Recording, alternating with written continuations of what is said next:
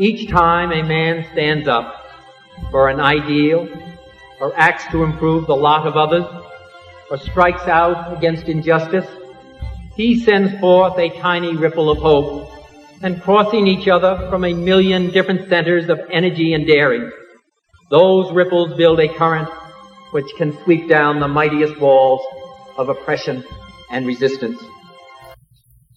All right, class, so for this assignment, I want you to be inspired by RFK's work and his legacy. To that end, I'm going to have you make a short documentary about a human rights defender in your community, but I want it to be something that speaks to you and makes you believe that you can defend human rights in your community.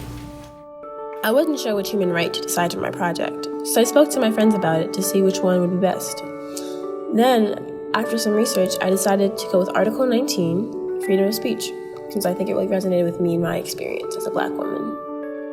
Afterwards, I went to my advisor, Rebecca, and we discussed more about the University Declaration of Human Rights and the freedom of speech, and she brought up a fascinating name that was shockingly familiar, Rodney Glasgow.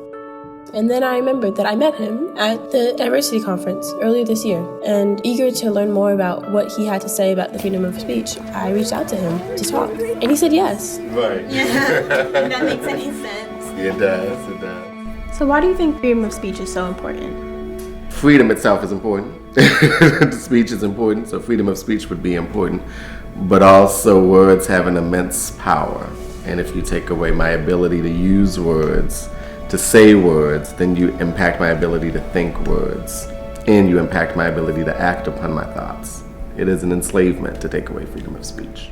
I protect people's right to speak their truths, but I also protect people's rights not to be spoken to in certain ways, not to have certain things spoken at them, not to hear certain things in the hallway. So there is freedom of speech, but I think people confuse freedom of speech with the right to say anything I want to whomever I want, and I am down the middle in that. So my job is to empower you to say what you want to say, but also not to empower you to say those things that you shouldn't be saying, because in that way speech can be like violence. Saying something to you like that could be the same as slapping you in the face. And when we think about the brain, what is interesting is the brain doesn't register that as any different. The pain you would feel if I were to slap you in the face is the same pain you would feel if I said something to you that hurt you to your core. So how do you think a student my age could possibly fight for their freedom of speech? Keep speaking, refuse to be silent.